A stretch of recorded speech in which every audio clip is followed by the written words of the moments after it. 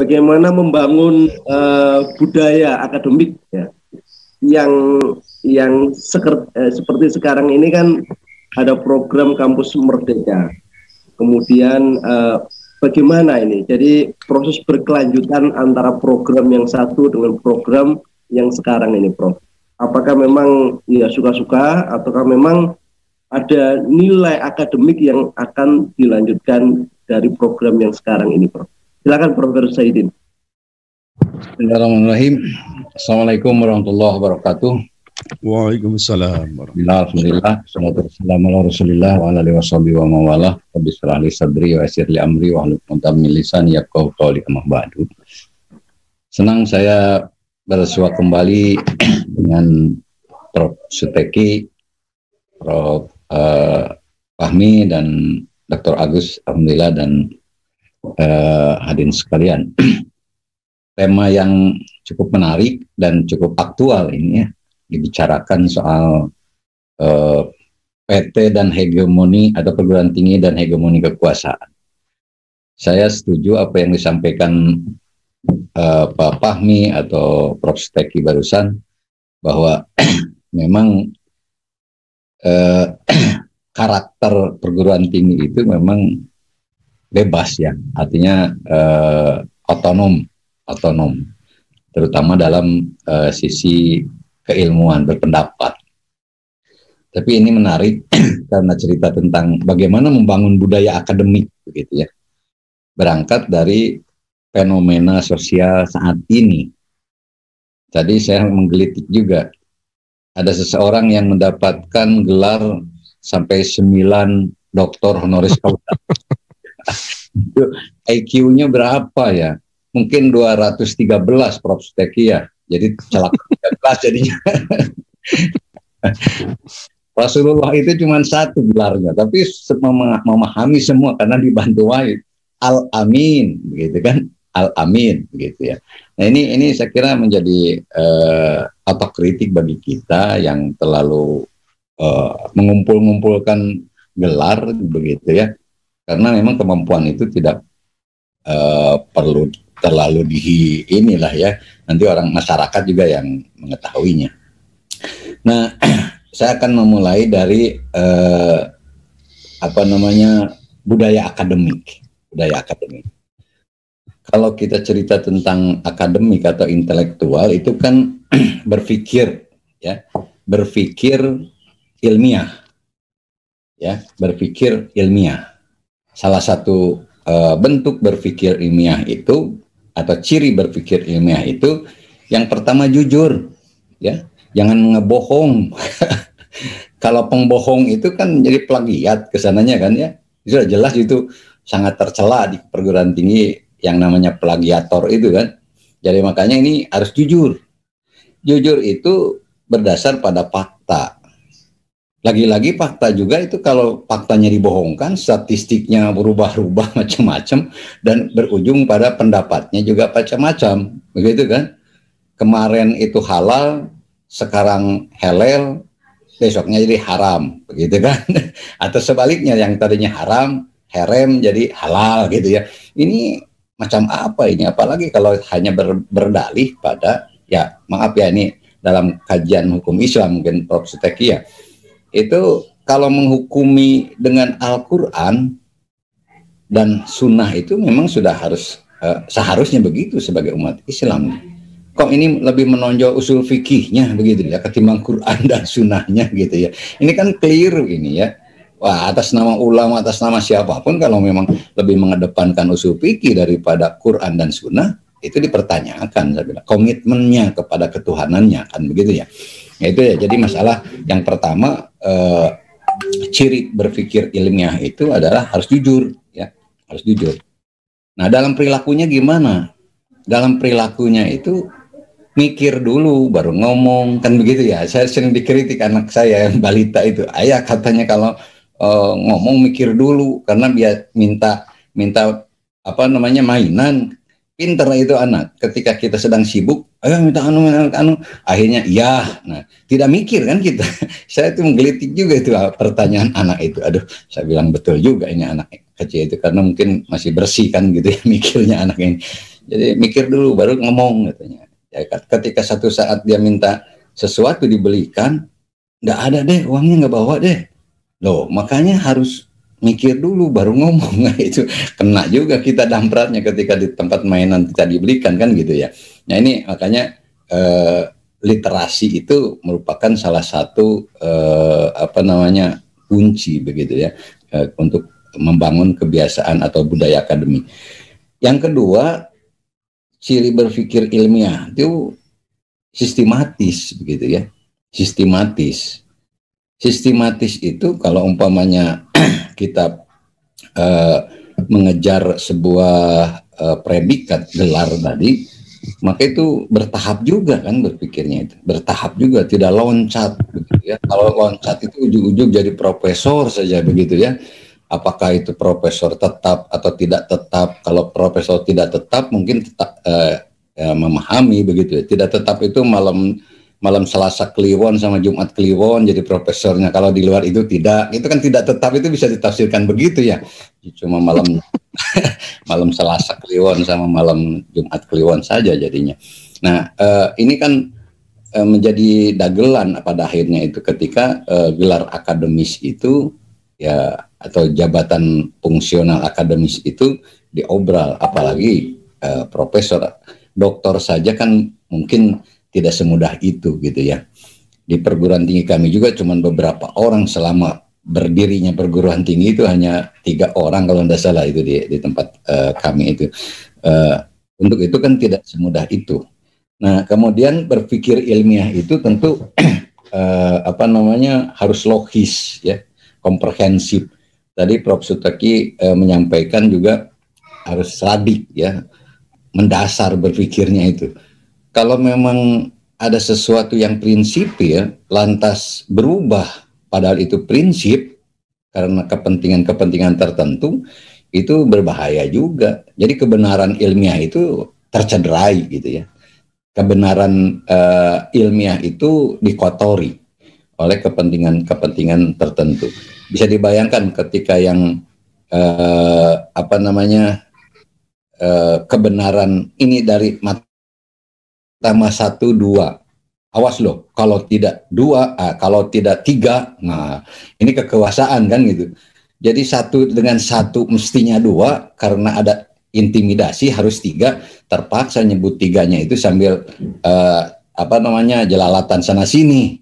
Karena hatinya itu tidak memberikan bahwa itu kebenaran secara faktual kan gitu, 2 mestinya. Ini malah 3.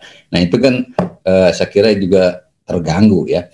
Jadi berpikir radikal ini salah satu ciri intelektual. Nah, sementara dalam situasi sekarang ini bahkan dijadikan instrumen untuk memukul. Ini lucu juga kan. Radikalisme lah sedikit radikal. Padahal radikal ini justru wajib gitu bagi seorang ilmuwan. Kalau tidak radikal udahlah yang menjadi dokter begitu ya. Justru dokter itu kan menemukan sesuatu yang baru. Berarti kan kalau tidak diawali dengan berpikir radikal, ya bagaimana begitu ya. Jadi harus mendasar dan bisa dikatakan ekstrim gitu. Tapi dalam konteks berpikir begitu ya.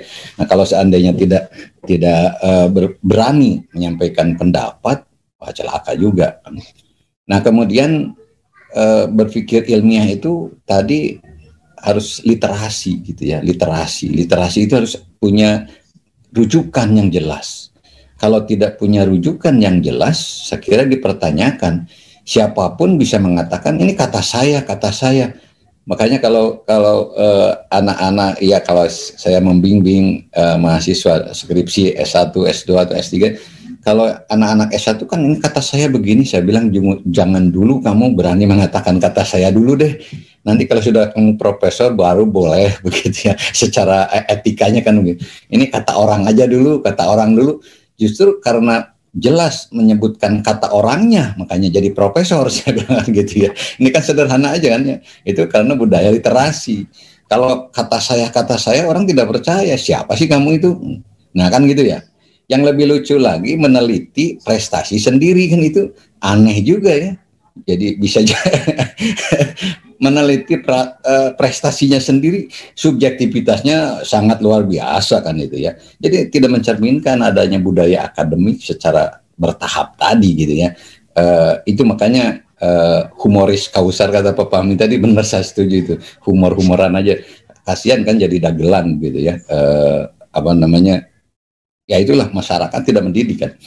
Nah, kembali ke bagaimana sekarang membangun budaya akademik di kampus.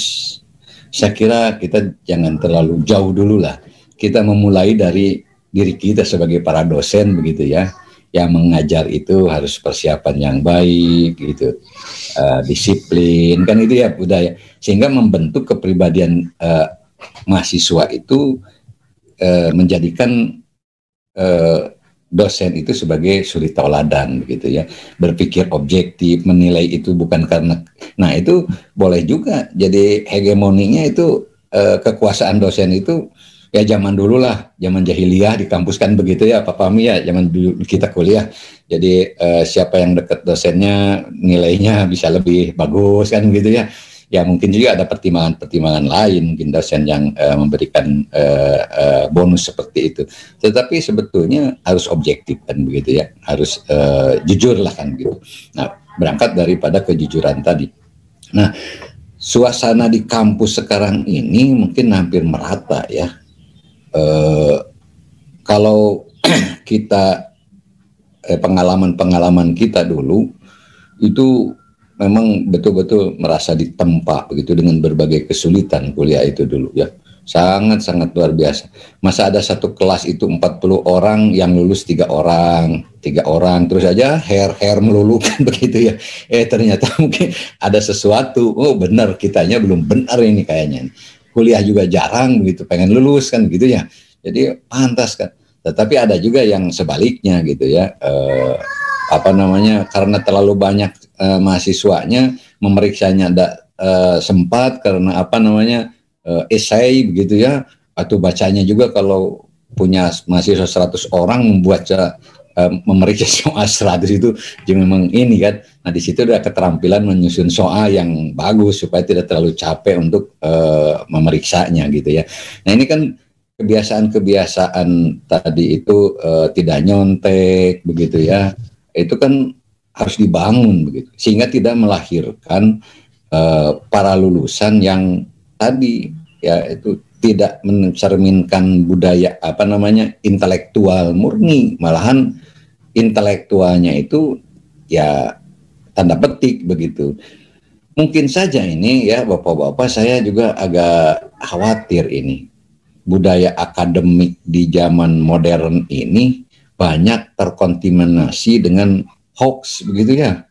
Bahkan hoax itu menjadi ilmu. Nah ini Pak Fahmi, hoax itu bagaimana membuat sebuah teori tentang pencitraan yang tidak layak jadi pemimpin, umpamanya jadi gubernur, jadi bupati, jadi presiden, tapi karena ada ilmu hoaxnya begitu, ada ilmu pencitraannya, bagaimana dipoles, nah, itu kan kebohongan sebetulnya kan, itu bukan budaya akademik yang melahirkan ilmu-ilmu tentang kebohongan itu ya, nggak ada ya kebohongan itu ya.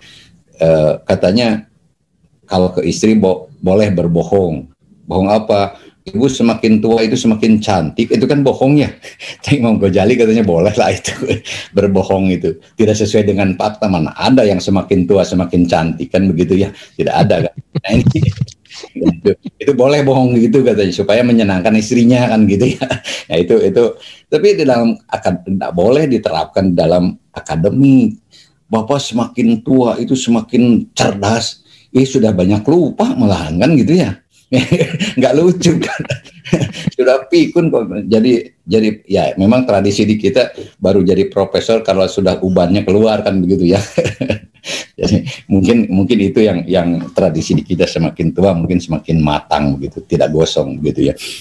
Ya, saya kira ini bagaimana membangun budaya akademik tadi, jelas ini harus jadi komitmen kita semua. Sebab otonominya sudah agak dirusak kalau tidak dimulai dari diri kita, begitu lingkungan kita, maka semakin jauh dari kebenaran gitu. Padahal yang namanya perguruan tinggi itu sebagai basis moral terakhir lah kan begitu ya. Gak bisa diserahkan ke politisi untuk membangun bangsa ini. Justru di perguruan tinggi ini. Kemudian yang sering banyak mengkritik begitu ya. Saya suka juga menjawab kritikan itu. Coba lihat yang namanya koruptor itu apakah mereka tidak terdidik gitu. Masa tukang beca bisa koruptor miliaran triliunan? Itu pasti sekolah, pasti kuliah gitu. Aduh benar juga saya bilang ini ya.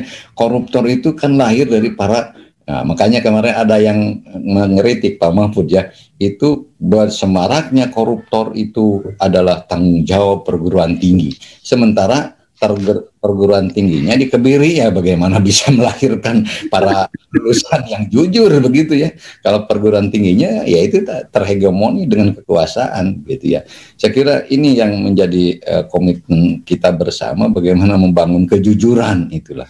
Kejujuran dan dengan budaya literasi. Tapi pointernya literasi itu membaca ABCD harus ingat.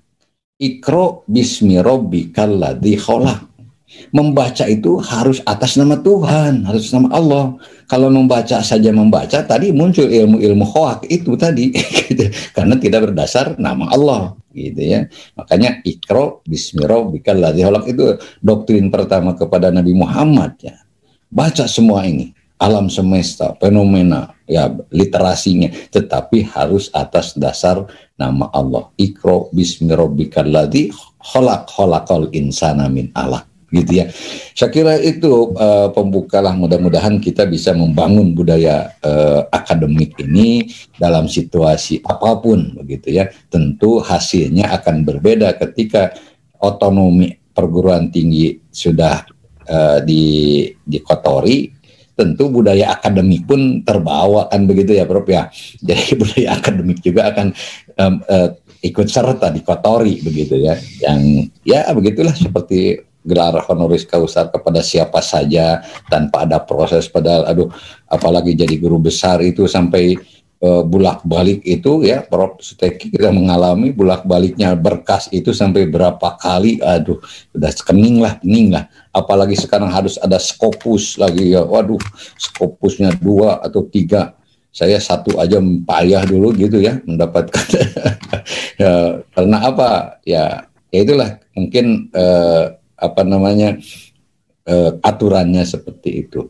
Tapi tidak serta-merta dengan banyaknya Scopus, dengan banyaknya karya tulis, punya komitmen untuk membela kebenaran. Nah inilah barangkali harus jadi simbol akademisi itu, harus yang paling depan membela al-haq gitu ya, kebenaran begitu. Bukan justru berlindung di balik kebenaran padahal dia tidak melakukan apa-apa.